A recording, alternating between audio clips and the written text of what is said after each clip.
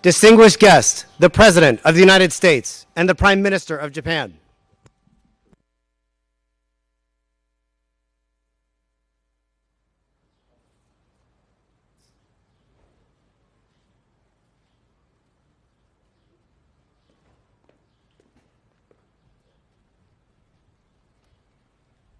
Please have a seat. It's an honor to stand here today with the Prime Minister of Japan, Prime Minister Kishida. When I became president, I said that the United States would rebuild the muscle of our democratic alliances, and we stand shoulder to shoulder with our allies again, because our alliances are America's greatest asset. The relationship with Japan is powerful proof of that investing in our alliance and raising our collective ambitions, we yield remarkable results. Over the last 3 years, the partnership between Japan and the United States has been transformed into a truly global partnership. And that's thanks in no small part to the courageous leadership of Prime Minister Kishida, and I mean that sincerely. Together, our countries are taking significant steps to strengthen defense security cooperation. We're modernizing command and control structures, and we're increasing the interoperability and planning of our militaries so they can work together in a seamless and effective way. This is the most significant upgrade in our alliance since it was first established. I'm also pleased to announce that for the first time, Japan and the United States and Australia will create a network system of air, missile, and defense architecture. We're also looking forward to standing up a trilateral military exercise with Japan and the United Kingdom. And our AUKUS defense partnership with Australia and the United Kingdom is exploring how Japan can join our work in the second pillar, which focuses on advanced capabilities, including AI, autonomous systems. All told, that represents a new benchmark for our military cooperation across a range of capabilities. On the economic front, our ties have never been more robust. Japan is the top foreign investor in the United States. Say that again. Japan is the top foreign investor in the United States. And we, the United States, are the top foreign investor in Japan. Nearly 1 million Americans work in Japanese companies here in the United States.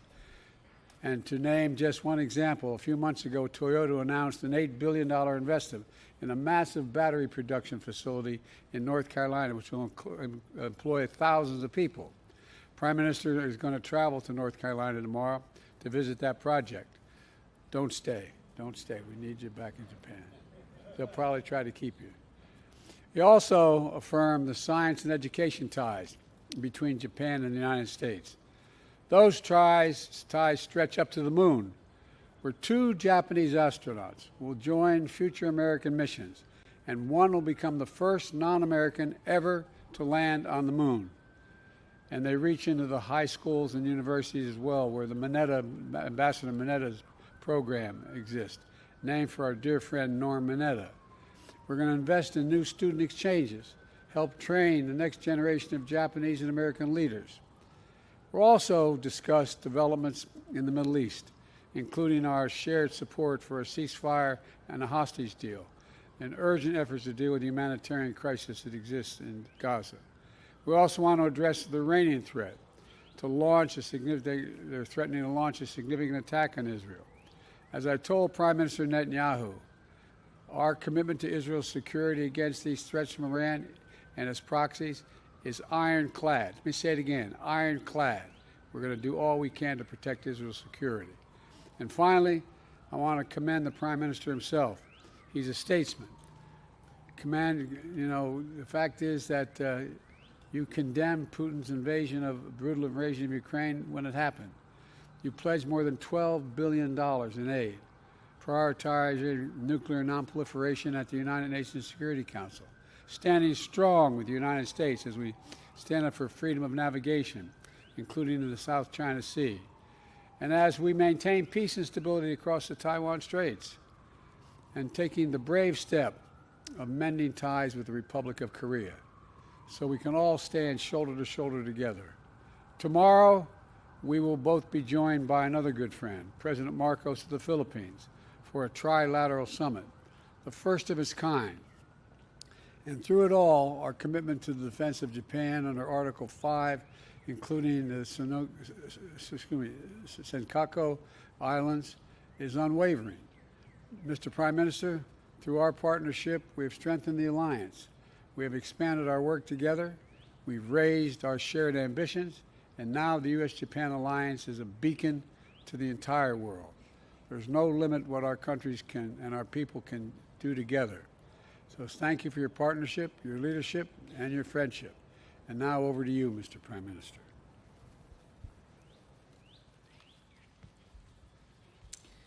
はい、ジョー、ありがとうございます。ジョーと、ジル夫人のご招待に改めて、感謝を申し上げます。Thank you, Joe. バイデン大統領と私は、これまで幾度となく会談をし、私たちがいかに重大な岐路に立たされているか、また、日米の連携がいかに重要であるか、こうしたことについて確認をしてきました。国際社会は歴史的な転換点にあります。日米、インド太平洋、そして世界が将来にわたり平和と安定、繁栄を享受するためには、法の支配に基づく自由で開かれた国際秩序を断固として守り、一層盤石にしていかなければなりません。本日も私は今こそ日米両国がグローバルなパートナーとして真価を発揮すべき時である。人間の尊厳が守られる世界を作る責任を共に果たそう。日本は常に米国と共にある。こうしたことをお伝えしました。また、私から国家安全保障戦略に基づき、反撃能力の保有や防衛費と関連する予算の引き上げなど、強い決意を持って防衛力の強化に取り組んでいることを伝え、バイデン大統領から改めて強い支持を得ました。その上で、私たちは日米同盟の抑止力、対処力の一層の強化が急務であることを再確認し、米軍と自衛隊の総合運用性強化のため、それぞれの指揮統制枠組みを向上させることを含め、安全保障、防衛協力の強化で一致をいたしました。次回の日米2+2に向けて具体的な議論を進めていきます。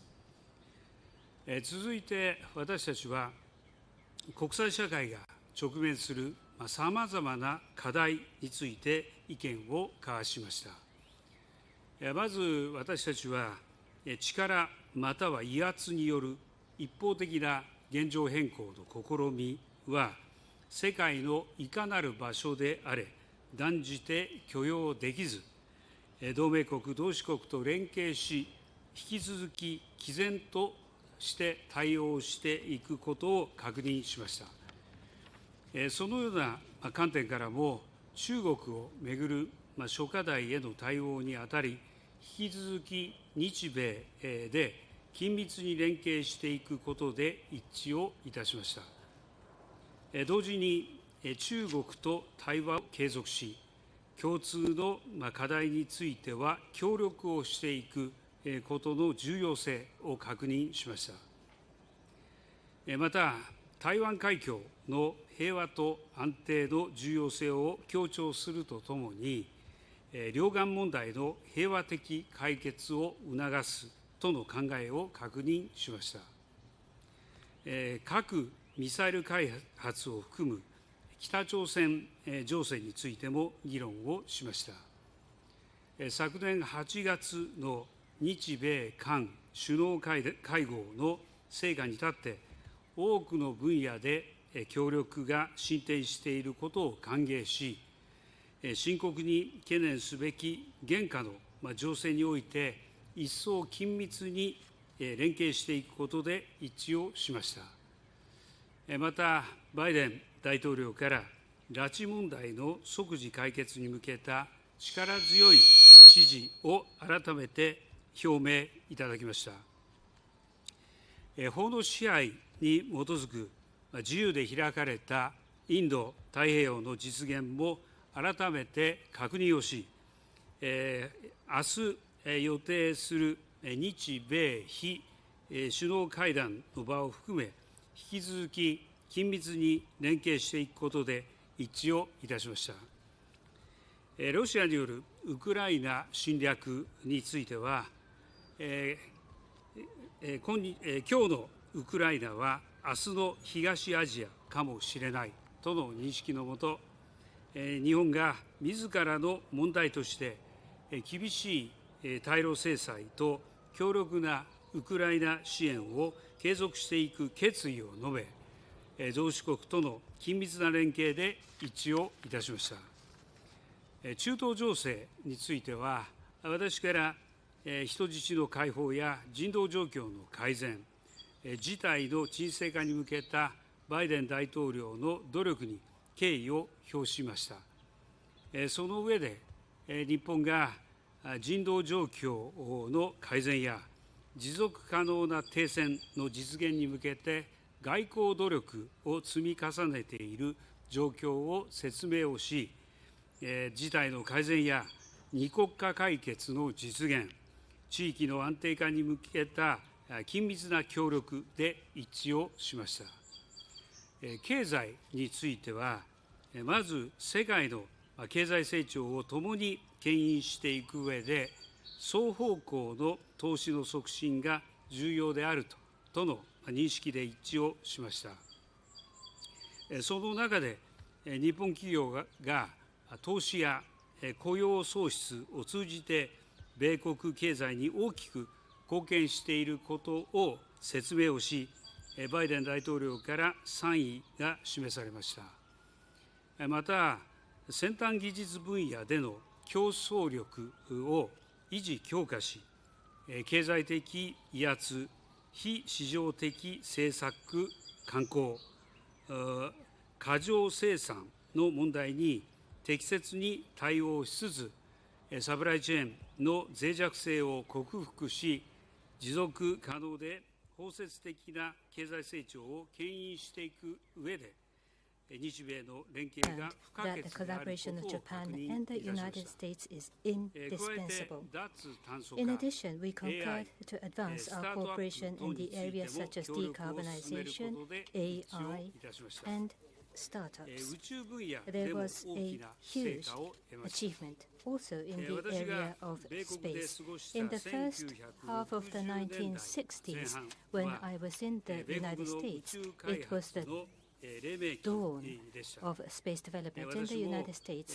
I am one of all those who were so excited in the US by the spectacular challenge in space. The implementing arrangement has been signed on this occasion, and the provision of the lunar rover by Japan and the allocation of 2 astronaut flight opportunities to the lunar service to Japan were confirmed. Under the Artemis program, I welcome the lunar landing by a Japanese astronaut as the first non-US astronaut. We also discussed the efforts towards a world without nuclear weapons. We affirmed the realistic and practical endeavors of nuclear disarmament, including the issuance of the G7 leaders' Hiroshima vision last year, and I welcomed the participation of the United States in the FNCT Friends, which was launched by my initiative. Lastly, in order to further strengthen the people-to-people bond, which is the cornerstone of our unwavering Japan-US relationship, we affirm to further promote people-to-people exchanges. As the outcome of our meeting today, we will issue a joint statement titled The Global Partners for the Future. This is the expression of the determination of Japan and the United States to maintain and strengthen a free and open international order based on the rule of law that underpins the peace, stability, and prosperity of the international community and states the guiding principles. With our partnership, we will defend the future of Japan and the United States, the Indo-Pacific, and the world, and make that future all the more prosperous. Thank you. Now we'll take a few questions. Jordan Fabian of Bloomberg. Thank you, Mr. President. Last month, you predicted the Federal Reserve would cut interest rates thanks to falling inflation. But today, data showed that inflation rose more than expected for the third straight month. So how concerned are you about the fight against inflation stalling? And do you stand by your prediction for a rate cut? Well, I do stand by my prediction that before the year is out, there will be a rate cut. This may delay it a month or so. I'm not sure of that. We don't know what the Fed is going to do for certain. But look, we have dramatically reduced inflation from 9% down to close to 3%. We're in a situation where we're better situated than we were when we took office, where inflation was skyrocketing. And we have a plan to deal with it, whereas the opposition, my opposition, talks about two things. They just want to cut taxes for the wealthy and raise taxes on other people. And so I think they have no plan. Our plan is one I think is still sustainable. Mr. Prime Minister, you've said that the Nippon Steel acquisition of U.S. Steel is a private matter, but I'm wondering, did you discuss the matter today with President Biden, and do you believe that politics are influencing President Biden's decision to oppose the deal? And I wouldn't mind, Mr. President, if you answer that one too.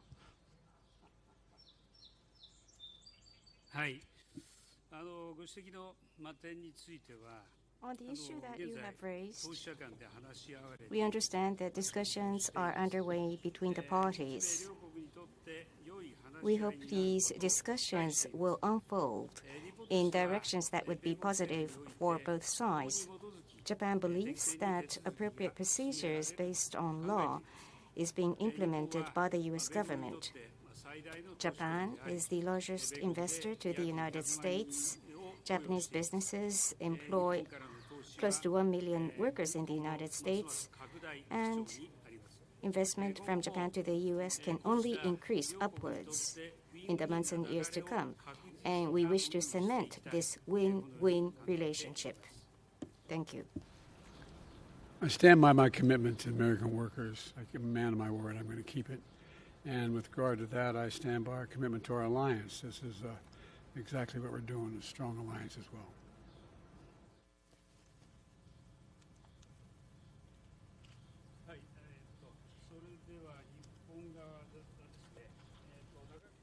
Prime Minister's microphone, please.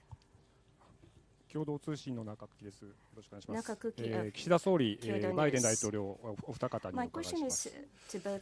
今回の首脳会談では、中国の力や威圧による一方的な現状変更の試みに強い反対を確認し、対処力強化も打ち出しました。現状では日米が防衛力を強化すれば、中国も軍拡に走り、威圧的な行動を強めるジレンマに陥る状況です。分断を深めないためには、日米中国にとってそれぞれどのような対応が必要だとお考えでしょうか。That is the risk of dilemma. In order to avoid divide and expand, avoid the divide, how should Japan and U.S. respond? Let me then take that question first. At this summit, we confirmed that the United States and Japan will resolutely defend and bolster a free and open international order based on the rule of law, and that Japan and the United States as global partners shall work together for that purpose. On challenges concerning China, including the point you raised on objecting to unilateral attempts to change status quo by force or coercion, We concurred that Japan and the United States as global partners shall work in close coordination. And also, as I said previously, we will continue our dialogue with China, and we will cooperate with China in tackling common challenges. And the President and I confirmed the importance of such dialogue as well. Based on the solid trust with our ally, the United States, we will continue to call on China to fulfill its responsibilities as a major power. Japan's policy, which I have consistently embraced, is to comprehensively promote the mutual strategic relationship we have with China and establish a constructive and stable Japan-China relationship through efforts by both sides. That has been my consistent position that I have upheld. We will continue to seek close communication with China at all levels. That's it from me. First of all, we keep improving our lines of communications with one another. That's the United States and China. I've recently spoken at length with President Xi, and we've agreed that we would, number one, have personal contact with one another whenever we wanted to discuss anything, so there'd be nothing slips, as they say, between the cup and the lip, so we know exactly what the other team is thinking, number one. And so we had a long discussion almost 2 weeks ago now. And the best way to reduce the chances of miscalculation and misunderstanding. That's number one. Number two, in our alliance we have with Japan is a purely defensive in nature. It's a defensive alliance. And the things we discussed today improve our cooperation and are purely about defense and readiness. It's not aimed at any one nation or a threat to the region, and it doesn't have anything to do with conflict. And so this is about restoring stability in the region, and I think we have a chance of doing that. Okay. Next question. Who do I call on next? Hang on a second. I got my list here. Hang on. I apologize. Aurelia of AFP. Thank you. My first question would go to both of you, Mr. President and Mr. Prime Minister. Is there a path for Japan to become a full member of AUKUS? And I would have a second question for you, Mr. President. You're now saying that Benjamin Netanyahu is making a mistake in Gaza. What are you willing to do to make him change his strategy? And would you consider conditioning military aid to Israel? Thank you.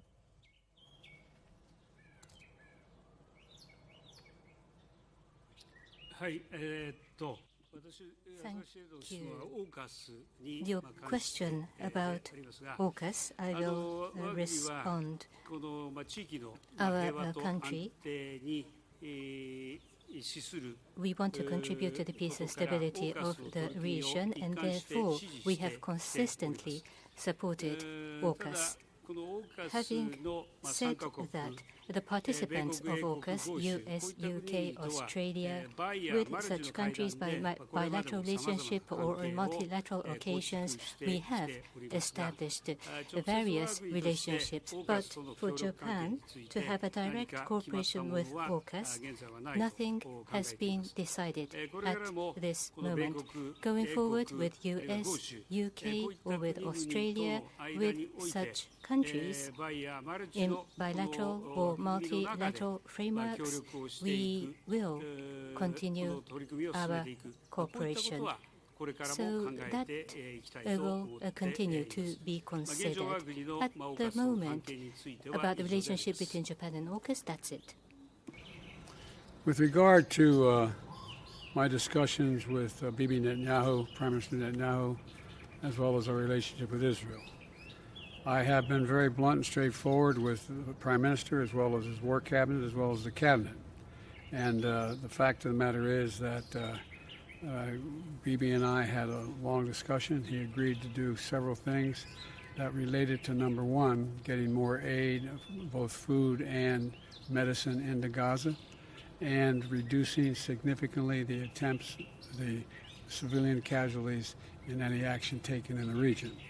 And thus far, and it's tied to the hostages. There are a number of hostages that are being held by the Hamas. And just yesterday, we're meeting with the Vice President, our National Security Advisor before that, and they're American hostages as well. And they know how committed we are, the whole team, to getting their loved ones home. We're not going to stop until we do. The new proposal on the table, Bill Burns led the effort for us. We're grateful for his work. There's a now up to Hamas. They need to move on the proposal that's been made. And as I said, we'll get these hostages home where they belong, but also bring back a 6-week ceasefire that we need now. And the fact is that we're getting in somewhere in the last 3 days over 100 trucks. It's not enough, but it needs to be more, and there's one more opening that has to take place in the north. So we'll see what he does in terms of meeting the commitments he made to me. This will be the last reporter.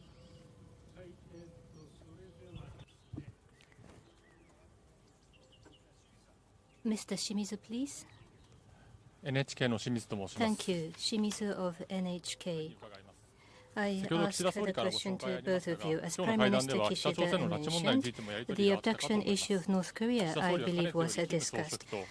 Prime Minister, you have expressed your wish to have a direct engagement with Kim Jong-un, but they say that abduction is already resolved, which means that they are refusing. During the meeting, what did you tell President Biden about the outlook of a summit, and what engagement did you ask President Biden? President Biden, my question, what did you hear from Prime Minister Kishida, and what is your observation and feeling, your president, and with the nuclear missile issues, what is your position? Do you support early summit between Japan and North Korea? Thank you.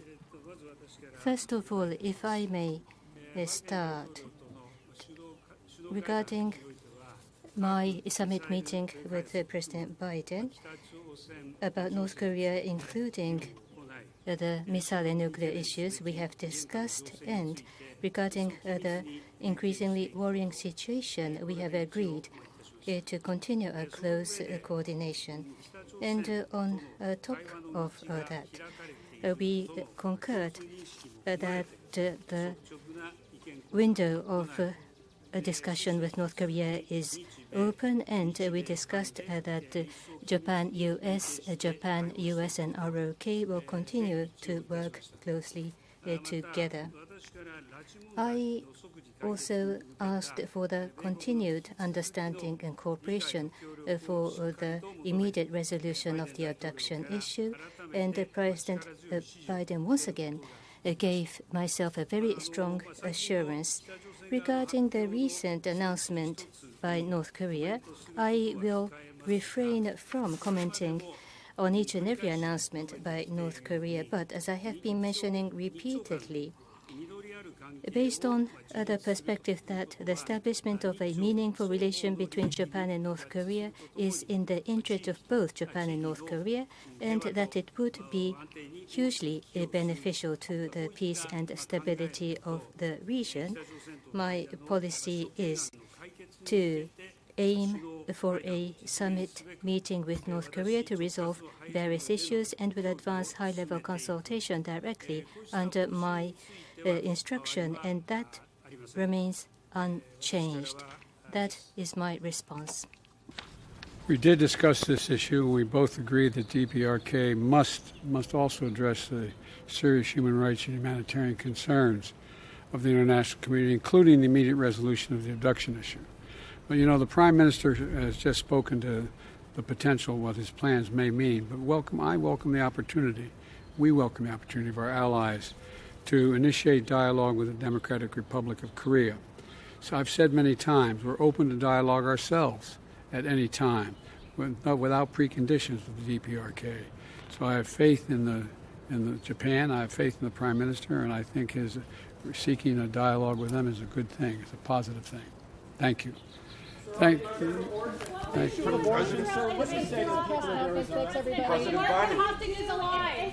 Why didn't everybody holler at once? I'll ask you briefly on the issue of abortion, sir. Respectfully, what do you say to the people of Arizona right now who are witnessing a law go in place that dates back to the Civil War here? Elect me. I'm in the 20th century, 21st century, not back then. They weren't even a state. I find. Sir, how does the Thank you. Thank you all very much. Thank you. Thanks, everybody. This concludes the press conference. Sir, how does the war in Ukraine comes to an end by the House leader allowing a vote. There's overwhelming support for Ukraine among the majority of Democrats and Republicans. There should be a vote now.